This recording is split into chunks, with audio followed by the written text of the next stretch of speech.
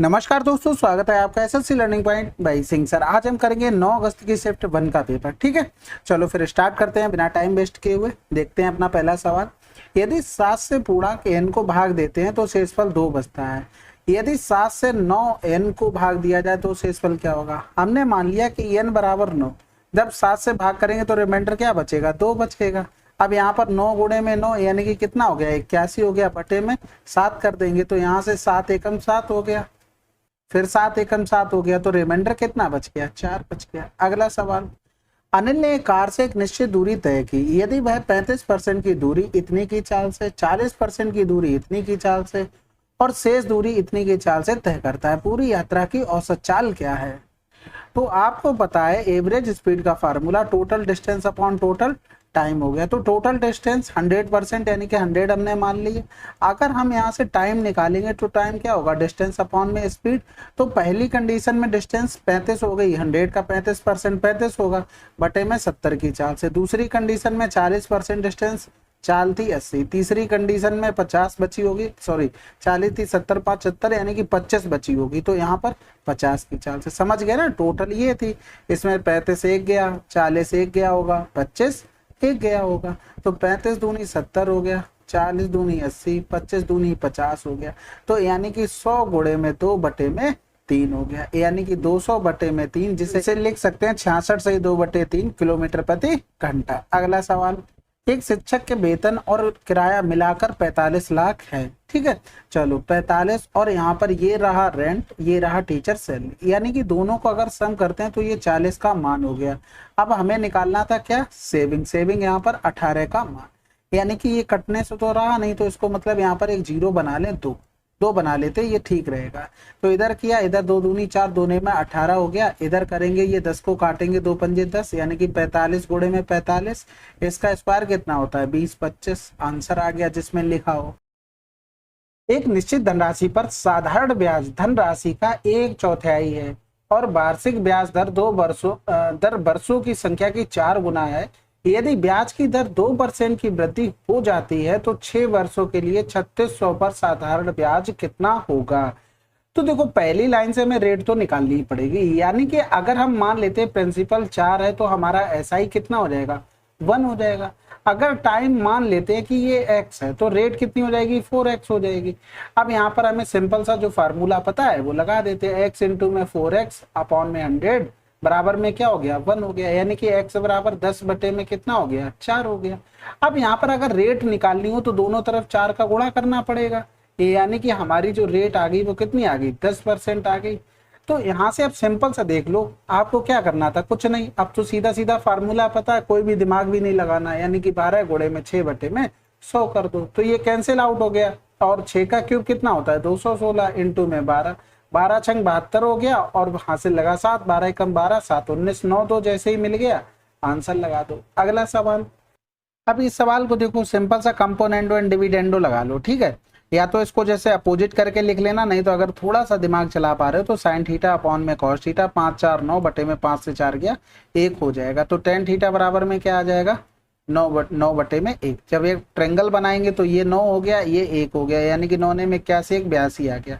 तो cosec square theta, ये simple सा फार्मूला क्या होता है, 9 बटे में 82, कर्ड बटे में लंब, यानी कि रूट 82 का होल स्क्वायर बटे में आ जाएगा 9 का स्क्वायर, और अपॉन में 2 माइनस का रूट 82 का होल स्क्वायर अपॉन में 9 का स्क्वायर। तो यहाँ से करेंगे 82 बटे में 9 का स्क्वायर, इधर 9 ने में 81, 2 एकम 2, 2 अट्ठे 16, माइनस का 82 बटे में 9 का स्क्वायर। तो ये कैंसिल आउट हो जाएगा, लिख सकते हैं 82, 2 से 2 गया, 16 से 8 गया तो 8 हो गया। इधर कर देंगे 2 चौकू 8, 2 एकम 2, 2 चौकू 8, आंसर आ गया 41 बटे में 40। अगला सवाल। ए अपनी मासिक आय का 68% खर्च करता है। ए की मासिक आय में इतने की वृद्धि, उसकी मासिक बचत में इतने की वृद्धि, तो उसके मासिक व्यय में कितने % की वृद्धि होगी। तो यहाँ पर देखो इनकम हो गया, ये एक्सपेंडिचर हो गया और आपकी सेविंग हो गई। अब आय अगर 100 थी तो वो 68 खर्च कर रहा था, तो सेविंग 32 थी। अब मासिक आय में 25% की क्या हो गई, वृद्धि। मासिक बचत में 15% की होगी। मासिक व्यय में कितने परसेंट की वृद्धि होगी हमें नहीं पता अभी। तो ये 2500 हो गया, इसका गुणा करेंगे ये 68x हो गया, इधर करेंगे तो 15 दूनी 30 हो गया, 15 तिया 45 और 3 48 हो गया। ये प्लस बराबर कर देते हैं। यहाँ से इधर 480 लाएंगे तो 0 हो गया, 10 से 8 गया 2 हो गया, इधर 4 से 4 गया 0, बटे में आ गया हमारा 68 और बराबर में x हो गया। तो इधर करेंगे ये 17 आ जाएगा, इधर करेंगे तो 4 पंजे 20, 0 4 पंजे 20 हो गया। तो हमारे पास x बराबर आ गया 505 अपॉन में 70। 17 दूनी 34 हो गया, बचा कितना है 16 बचा, यानी कि 165 में 153 हो गया। अब बचा कितना 12, 12 बटे में 17, आंसर आ गया। ठीक है, अब जैसे ही आपने 2 और 9 निकाल लिया था, इसके अलावा आपको कुछ करना ही नहीं था। 29 देखते आंसर लगा दो, बात खत्म हो गई। और इसके अलावा आपके पास एक तरीका और होता है कि ऑप्शन के थ्रू चेक कर लो। जैसे यहाँ पर हमें यूनिट डिजिट 5 चाहिए, तो 7 ने हम 63, 3 जोड़ेंगे 5, यहाँ पर देखो 2 जोड़ा तो 5 यूनिट डिजिट। 7 ने 21, 21 में 7 जोड़ेंगे तो नहीं मिलेगा। 7 एकम 7 6 13, 3 मिला नहीं होगा। 7 सत्तू सत्तू 49, 3 2 मिला नहीं होगा। तो जैसे भी चेक करना चाहो, टाइम बचना चाहिए बस। एक टेबल फैन पर का अंकित मूल्य इतना है, 15% की छूट दी जाती है, विक्रय मूल्य बताओ। इससे आसान सवाल आपको नहीं मिल सकता। 17 पे ना 85 हो गया, 17 8 136 और 8 जोड़ देंगे तो 144। ठीक है, आप मैं थोड़ा कुछ और सोच गया था। आपने क्या करना था, कुछ भी नहीं करना था, यानी कि 1700 लिखा, 1700 का 85% निकालना था बस। ठीक है, तो इतना कम से कम लिखना है आपको, ज्यादा नहीं लिखना है। 17 गुणे 85, और अगर दिमाग आपका बढ़िया चलता है तो 85 लिख लो केवल रफ कॉपी पे, 17 से तो ऐसे ही गुणा कर लो, आंसर आपका फटाफट आ जाएगा। अब इस सवाल में देखो, थोड़ा सा ऑब्जर्वेशन करते तो ये तो नहीं हो सकते। होल स्क्वायर कहीं बन के आ रहा, वहां पर बिल्कुल भी नहीं आ रहा। अब आपको एक चीज देखना है कि जैसे कि यहाँ से हमने देखा तो ये 4x² माइनस यहाँ से कॉमन ले लिया, तो ये y² माइनस का 6y और प्लस का 9 हो गया। 9 को क्या लिख सकते थे, 3 की पावर 2, यानी कि ये बन गया y माइनस 3 का होल स्क्वायर, और ये हो गया माइनस का 2x का होल स्क्वायर। अब यहाँ पर फार्मूला a² माइनस का b², यानी कि इसमें सारे माइनस लिखे हुए, तो ये तो कैंसिल कर दो ना, क्योंकि हमें एक माइनस एक प्लस वाला तो मिलना ही मिलना है। तो आंसर फर्स्ट लगा दो। अगर नहीं लगा पा रहे तो सिंपल सा है, एक बार जोड़ देंगे और एक बार घटा देंगे, माइनस का y प्लस का t, आंसर। अगला सवाल। अब यहाँ पर देखो x बराबर ये दिया गया, तो इसका मान निकालना था। सिंपल सी एक चीज देखो, ये दिया क्या गया है, आप एक चीज देखना, x माइनस 1/x बराबर अगर a दिया हो, आपसे पूछ लिया जाए x³ माइनस 1/x³, तो आप क्या करेंगे, a की पावर 3 प्लस 3a लिखेंगे। अब a की जगह यहाँ क्या लिख सकते थे, x माइनस 1/x का होल क्यूब प्लस का 3 इंटू में x माइनस 1/x, यही तो लिखोगे। यानी कि अल्टीमेटली हमें किसका मान निकालना है, हमें निकालना है x की पावर 3 माइनस 1/x की पावर 3 का। अब यहाँ पर हम वही चीज कर देते, दोनों तरफ का होल क्यूब करेंगे तो x की पावर 3 बराबर में √6 माइनस का 1 होल क्यूब किया दोनों तरफ। अगर हम यहाँ लिखना चाहें x³ माइनस का 1/x³ तो क्या लिख सकते हैं, √6 माइनस का 1 और माइनस में 1/√6 माइनस का 1, ऊपर नीचे √6 प्लस 1, √6 प्लस 1 से गुणा कर देते हैं। तो यहाँ पर बन जाएगा √6 माइनस का 1 माइनस में √6 प्लस का 1 अपॉन में a minus b, a plus b यानी कि 5 आ गया। तो लिख देंगे 5√6 माइनस का 5 माइनस का √6 माइनस का 1 अपॉन में 5 हो गया। तो इधर घटाएंगे तो 4√6 माइनस का 6 अपॉन में 5, आंसर। अगला सवाल। त्रिभुज ABC सिमिलर बोल दिया PQR, ABC का परिमाप इतना है और PQR का इतना रेशियो दिया गया था और BC का माप। देखो कितना आसान हो गया, जब भी आपको सिमिलरिटी बोल दे तो P1/P2 बराबर में होगा S1/S2।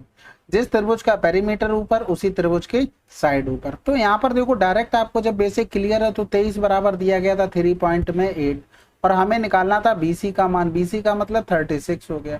यहाँ से 0 किया नीचे तो ये 10 हो गया, इधर करेंगे ये 19 हो गया, इधर करेंगे 2 पंजे 10, 23 पंजे 115। देख लिया आपने, 2 ऑप्शन तो जा चुके हैं, ये तो हटा ही दो। अब यहाँ पर देखना 9 छक्का 54, हमें 4 यूनिट डिजिट चाहिए, तो 55 25 और 9 जोड़ा तो 34 हो गया। ठीक है, अब यहाँ पर 5 या 15, 7 जोड़ा 2 unit digit, cancel out, answer लगा दो। पूरा करने की कोई जरूरत नहीं है। अगला सवाल। a बराबर इतना, b बराबर इतना, a प्लस b का हमको मान बताना था। तो देखो tan a प्लस b का आपको फार्मूला पता होना चाहिए था, बस ये होता है tan a प्लस का tan b अपॉन में हो गया 1 माइनस का tan A और ये हो गया tan B। ठीक है, तो tan A का मान 1/2, ये 1/3, 1 माइनस का 1/6 हो जाएगा। तो 3 2 5 बटे में 6 से गया 5, तो क्या आ गया 1, यानी कि tan A प्लस का B बराबर में आ गया 1। तो ये 1 किसका होता है, tan 45 का मान होता है। कंपेयर करेंगे तो A प्लस का B बराबर कितना आ गया 45 डिग्री। अगला सवाल, एक वृत्त की जीवाएं ABCD वृत्त के अंदर बिंदु AF पर प्रतिच्छेद करती हैं। AF बराबर इतना है, BF बराबर इतना है, CD बराबर इतना है, तो रेखाखंड CF और DF में बड़े रेखाखंड की लंबाई क्या होगी। तो यहाँ से देखो ये वृत्त की दो जीवाएं रही होगी, ये AB हो गया, ये CD हो गया। ठीक है, ये AF पर एक दूसरे को प्रतिच्छेद कर रहे हैं। ये 2.4 दे दिया था, ये 1.8 दे दिया था, CD का मान दे दिया था पूरा, यानी कि यहाँ से यहाँ तक 5.7 दे दिया। यानी कि अगर ये x होती तो ये कितनी होती, 5.7 माइनस का x होता। अब यहाँ से आपको पता होना चाहिए था कि एक जीवा है ना, इन दोनों का प्रोडक्ट यानी कि AF इंटू में AFB बराबर में होता है DF इंटू में FC। ठीक है, ये तो प्रॉपर्टी आपको पता होगी, सिमिलरिटी से आ जाती है। अब यहाँ पर AF का मान आपको 2.4 पता था, FB जो कि खूब चलाते होंगे आप लोग, उसका मान 1.8 हो गया। DF का मान दिया था 5.7 माइनस का x दिया नहीं तब माना है, और FC का मान x दिया था। अब ऑप्शन ट्राई करना पड़ेगा, बिना उसके तो काम बनेगा नहीं। तो हम यहाँ पर क्या करते हैं, सबसे पहले थोड़ा ऑब्जर्वेशन, ये तो हम लेंगे नहीं क्योंकि 5.7 के पास है, इतना तो बड़ा नहीं हो सकता है कि इतने पास में आ जाए, तो इसको तो इग्नोर करते हैं फिलहाल के लिए। 3.6 को भी इग्नोर कर दो, इन दो ऑप्शन को लेना पड़ेगा। तो सबसे अच्छा आपको ऑप्शन देखो 24 दूनी 48 दिख रहा ना, यहाँ पर भी कुछ बन रहा होगा, हो सकता है उधर भी कुछ बन रहा हो, तो हम यहाँ 4.8 से ही ले लेते। देखो करना सबसे, अगर आप ऑब्जर्व नहीं कर पा रहे तो इसके अलावा कोई ऑप्शन नहीं, आते हुए आप क्वाड्रेटिक इक्वेशन सॉल्व कर लें, या तो आप इस तरीके से आप चेक करना पड़ेगा। इसमें मैं कुछ अलग नहीं बता रहा हूँ, मेरे सामने ऑप्शन ठीक है इस हिसाब से बता दे रहा हूँ, ये आपकी गलतफहमी है। तो 17 से 8 गया, 9 बच गया, 0.9 हो गया, यानी कि 4.8 हो गया। तो यहाँ से करेंगे, ये देखो 9 8 72 हो रहा है, यानी कि 8 चौक 32, सरसरी निगाह से देख लिया, हाँ हो सकता है। तो 9 8 72 हो गया, 9 चौक 36 और 7 42 हो गया। और इधर करेंगे तो 18 चौक 72 हासिल लगा, 7 18 दूनी 36, 36 में 7 जोड़ देंगे तो फिर 42 पॉइंट, इधर भी 2 के बाद और इधर भी 2 के बाद, तो सेटिस्फाइड हो गया। आंसर लगा दो 4.8। इसके अलावा कोई भी ऑप्शन नहीं बचता, आपको चेक करना ही पड़ेगा। ठीक है, चाहे भले ही सारे ऑप्शन चेक करने पड़े। अगला सवाल, 23 रुपए प्रति किलोग्राम के गेहूं को 14 रुपए प्रति किलोग्राम के गेहूं के साथ किस अनुपात में मिलाया जाए ताकि मिश्रण को 20 रुपए प्रति किलोग्राम की दर से बेचने पर 25% का लाभ।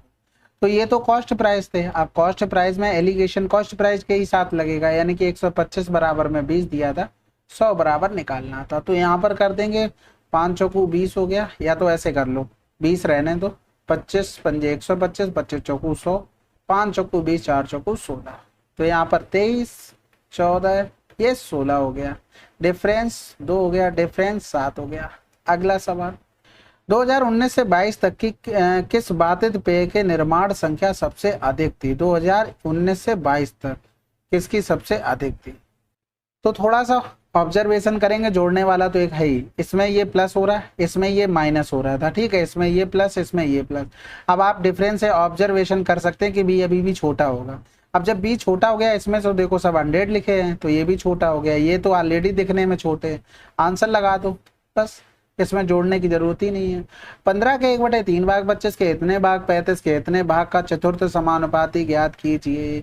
तो सिंपल सी बात है, इन दोनों का गुणा इससे भाग हो जाएगा बस, यानी कि 25 या तो डायरेक्ट कर लो, 55 25, 5 चौको 20 हो गया, 7 पंजे 35, 5 तिया 15 हो गया। इधर करेंगे 3 पंजे 15 हो गया, तो 5 से भाग करेंगे, 5 तिया 15, 20 तिया 60। आंसर आपको पता है ना, अगर आपको 3 नंबर दिए जाए चतुर्थ अनुपात निकालना हो तो इन दोनों का गुणनफल बटे में 1, ये आप रिजल्ट याद रखें बस। अगला सवाल, एक व्यक्ति किसी वस्तु को 5% के लाभ पर बेचता है, यदि उसने इसे 10% के लाभ पर बेचा होता तो उसे इतने अधिक प्राप्त होते, वस्तु का विक्रय मूल्य क्या है। सिंपल सी बात है, इतने देखो डिफरेंस 5% का है और क्वेश्चन में 175 है, 100% बराबर या तो 105 बराबर निकाल लो, ये पता लग जाएगा आपको कि अभी क्यों किया गया।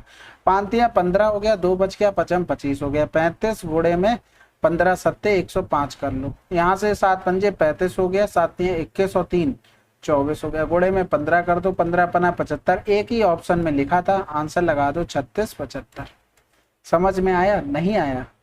आप एक चीज समझो, कोई चीज 100 थी, 5% के लाभ का मतलब 105 हो गया, और 10% लाभ मतलब 110, कितना अंतर आया? 5% का आया।